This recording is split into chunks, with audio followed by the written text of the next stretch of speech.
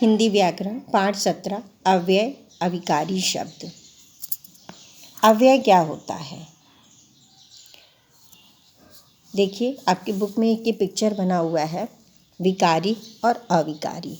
विकारी में होते हैं जो अभी आप पाठ पढ़ते चले आए हैं, सर्वनाम, संज्ञा, सर्वनाम, विशेषण और क्रिया। इसे आपने एक पाठ के रूप में पढ़ा है सभी कुछ, ठीक है। ये तो इससे तो आप परिचित हैं, संज्ञा, सर्वनाम, विशेषण और क्रिया। ये आपके विकारी हैं, अर्थात इसमें देखिए शब्द विचार में हमने शब्दों की रचना के विषय में पढ़ा। वाक्य में प्रयोग के आधार पर शब्दों को दो भागों में बांटा गया है। कौन कौन से? विकारी शब्द और अविकारी शब्द। क्या होते हैं विकारी शब्द? लिंग, वचन, कारक आदि के कारण जिन शब्दों का रूप परिवर्तित हो जाता है, बदल जाता है, उन्हें विकारी शब्द कहते हैं। ये 4 प्रकार के होते हैं। अब आपने देखा संज्ञा में नाम बदलते रहते हैं, सर्वनाम में भी बदलता है, ये वो इसका उसका, वाक्य में ये उसके वाक्य के अनुसार बदल जाता है, विशेषण में भी बदलाव होता है, क्रिया में भी बदलाव होता है। तो यहाँ पर कोई ना कोई विकार उत्पन्न होता है, यानी परिवर्तन किया जा सकता है वाक्य के अनुसार। तो जब हम यहाँ पर जैसे कि लिंग, वचन, कारक, जैसे स्त्रीलिंग के साथ, पुल्लिंग के साथ, सभी में संज्ञा का परिवर्तन होता है कि नहीं? स्त्रीलिंग है, पुल्लिंग है, वचन एक वचन, दो वचन, बहुवचन, कारक चिन्ह होते हैं, चिन्ह के अनुसार भी वाक्य में परिवर्तन होता रहता है।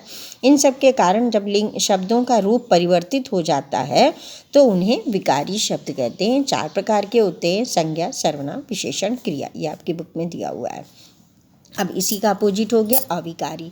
अविकारी जहाँ कोई परिवर्तन ही नहीं होता है। आ लगा हुआ है ना, देखिए ये उपसर्ग लगा हुआ है आ, विकारी के पहले आ। तो लिंग, वचन, कारक आदि के कारण जिन शब्दों में कोई भी परिवर्तन नहीं होता है, यहाँ परिवर्तन होता है। लिंग, वचन, संज्ञा, सर्वनाम, विशेषण, क्रिया में आप जानते हैं कि परिवर्तन होता है, लेकिन जो ये होता है क्रिया विशेषण, संबंध बोधक, समुच्चय बोधक, विस्मयादि बोधक, इसमें कोई भी परिवर्तन नहीं होता है वाक्य के अनुसार, कोई भी परिवर्तन नहीं आता है, इसीलिए इन्हें अविकारी शब्द कहते हैं। इनकी भी संख्या 4 ही होती है, क्रिया विशेषण, समुच्चय बोधक, संबंध बोधक और विस्मयादि बोधक। अब हम ये तो संज्ञा, सर्वनाम, विशेषण, क्रिया हम लोग पहले पाठ में पढ़ते चले आए हैं, इसके बारे में आपने जान ही लिया है। अब हम इन सब के बारे में थोड़ा हम इस पाठ में जानेंगे। तो पहले है क्रिया विशेषण। क्रिया विशेषण क्या होता है? क्रिया विशेषण जो क्रिया की विशेषता बताते हैं वह क्रिया विशेषण कहलाते हैं। जैसे कि वह बोलता है पर धीरे धीरे बोलता है, तो बोलना एक क्रिया है, क्रिया के साथ उसमें ये उसकी विशेषता बता रहा है, धीरे बोलना।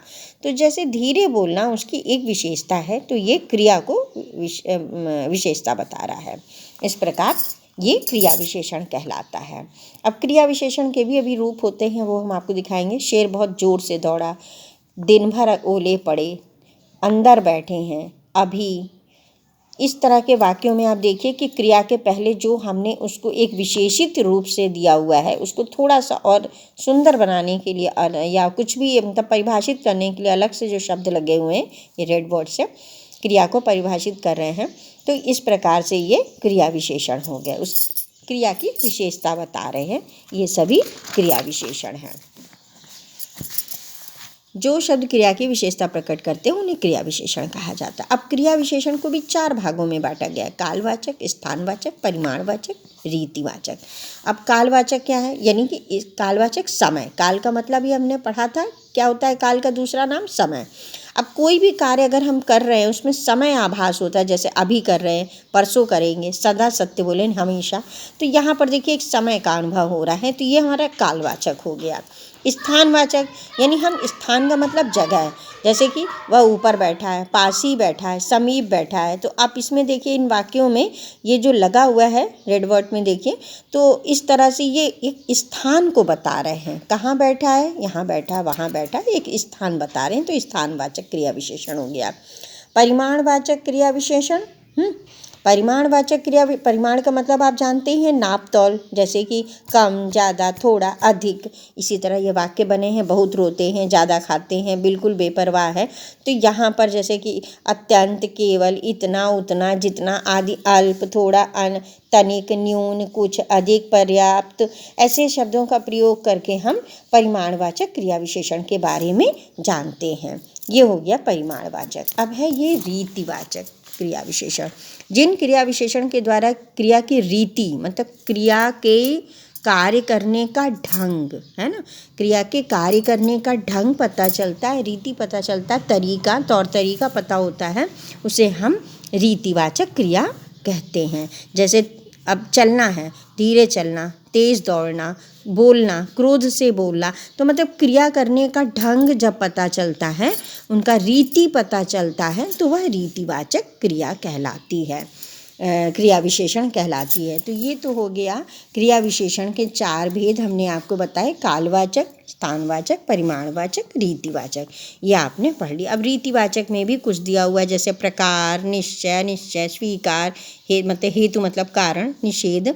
जैसे आपके शब्द पढ़िए, जैसे जैसे, वास्तव में, शायद, अनिश्चय है तो शायद, कदाचित, प्रायः, स्वीकार है अवश्य, सच, ठीक, हाँ, हेतु मतलब कारण, इसलिए, किस लिए, अतएव, क्योंकि, इस निषेध मतलब जहाँ नहीं, कदापि नहीं, ना, मत आदि। ऐसे वाक्यों का मतलब शब्दों का प्रयोग क्रिया विशेषण में भी होता है। कुछ रीतिवाचक ये क्रिया विशेषण के उदाहरण हैं। अब आइए संबंध बोधक पे। संबंध बोधक क्या होता है?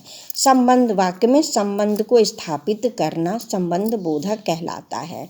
जैसे रॉकेट आकाश की ओर बढ़ रहा है, तो रॉकेट का जो संबंध है आकाश से जुड़ रहा है, यानी कि एक संबंध को स्थापित करता है कि जो अव्यय शब्द संज्ञा या सर्वनाम के साथ आकर उसका संबंध वाक्य के दूसरे शब्दों के साथ प्रकट करते हैं, उसे संबंध बोधक अव्यय कहा जाता है। हिंदी में प्रयोग होने वाले संबंध बोधक अव्यय इस प्रकार है। ये इनकी पहचान है। संबंध बोधक की कालवाचक होता है तो के पहले, के बाद, के आगे, के पीछे, के पूर्व, के पश्चात। स्थानवाचक होता है तो के अंदर, के भीतर, के बाहर, के यहाँ, के वहाँ, मतलब स्थान बताता है।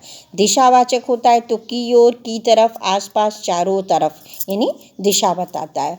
साधनवाचक होता है तो किसके द्वारा, के द्वारा, के साथ, के माध्यम, के निमित्त, के जरिए। आपको ये पढ़ करके इन हेडिंग के बारे में पता चल जाएगा कि ये द्वारा मतलब साधन है। ये हो गए आपके संबंध बोधक अव्यय। इसमें और भी दिया हुआ है विरोधवाचक, समतावाचक, हेतुवाचक, पार्थक्यवाचक, संग्रहवाचक।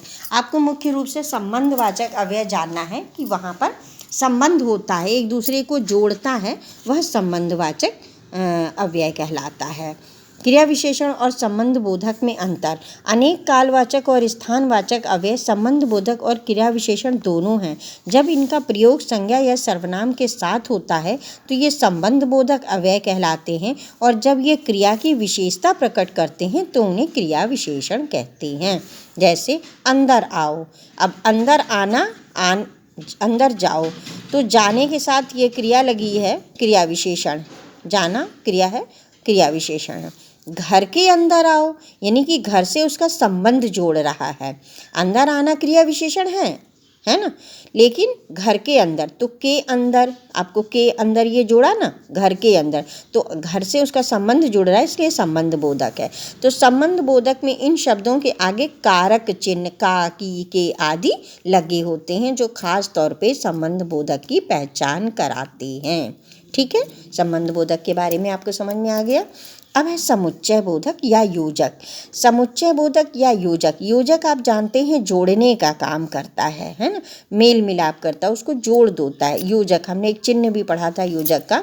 अब योजक में देखिए क्या वाक्य को जोड़ते हैं, ऐसे शब्द जो दो शब्दों और वाक्यों को आपस में जोड़ते हैं। जैसे मम्मी और पापा टीवी देखते हैं, रजत को पुकारो क्योंकि मुझे उसे। अब यहाँ देखिए जितने भी रेड वर्ड हैं, परंतु, किंतु, की, ये सारे शब्द जो हैं वाक्य को जोड़ रहे हैं, एक के साथ दूसरे को जोड़ रहे हैं। क्या तुम जानते हो कि मैं यूरोप गया था? तो यहाँ पर जितने भी ये कारक चिन्ह लगे हुए हैं, जो चिन्ह हैं, ये समुच्चय बोधक योजक का कार्य करते हैं। जो शब्द दो शब्दों या वाक्यांश या वाक्यों को जोड़े, उन्हें समुच्चय बोधक या योजक कहा जाता है। अब ये समुच्चय बोधक के भी भेद हैं। इनके 4 भेद होते हैं। संयोजक, विभाजक, विरोध दर्शक, और परिणाम दर्शक। आप हेडिंग जान लीजिए और एक दो एग्जाम्पल देख लीजिए। संयोजक यानी कि और, एवं, इनको संयोजक करना मतलब जोड़ने का काम करते हैं। विभाजक करना मतलब एक वाक्य से दूसरे वाक्य में जोड़ते हैं। जो अव्यय शब्द वाक्यांशों या वाक्यों में विकल्प प्रकट करते हैं उन्हें जोड़ते हैं। जैसे तुम यहाँ रहो या वहाँ, मेरा आशीर्वाद हमेशा तुम्हारे साथ रहेगा। मतलब ये जोड़ भी रहा है एक वाक्य को, विकल्प विभाजक भी है और जोड़ भी रहा है। जो अलग अलग हो रहे हैं उनको जोड़ने का काम कर रहा है। जो अव्यय है शब्दों और वाक्यांशों और वाक्यों में विकल्प प्रकट करते हैं उन्हें जोड़ते हैं, मतलब अलग होने के बाद भी उन्हें जोड़ते हैं। तुम क्या लेना पसंद करोगे, मोटरसाइकिल या कार? दो चीज़ों को एक में जोड़ रहे हैं यानी या और। ना हितेन दोस्ती करेगा और ना ही मैं, तो दो है अलग अलग, उनको जोड़ रहा है और या, ये विभाजक कहलाते हैं। विरोध दर्शक जैसे परंतु, किंतु, लेकिन, यहाँ पर एक तरह का विरोध होता है। विरोध, अब मैं ऐसा करता हूँ लेकिन तुम ऐसा नहीं, तो इसको हम विरोध दर्शक के रूप में कहते हैं, जो वाक्य को जोड़ने का काम करते हैं। परिणाम दर्शक, मोहित शांत होकर खड़े रहना वरना बाहर निकाल देंगे, मतलब इसके साथ इसका परिणाम तुमको ये मिलेगा, इस तरह से ये हो गया परिणाम दर्शक।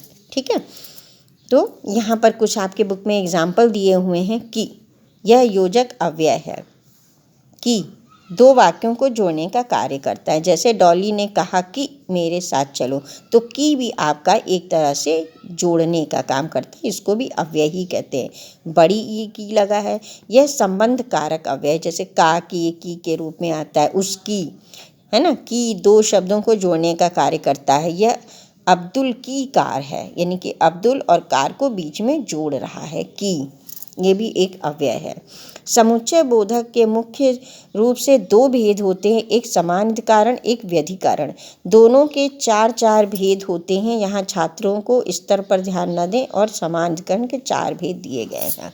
तो ये तो आपके लिए नहीं है, लेकिन ये की और की इन दोनों को समझने के लिए है। ठीक है, अब इसके बाद आता है आपका विस्मयादि बोधक।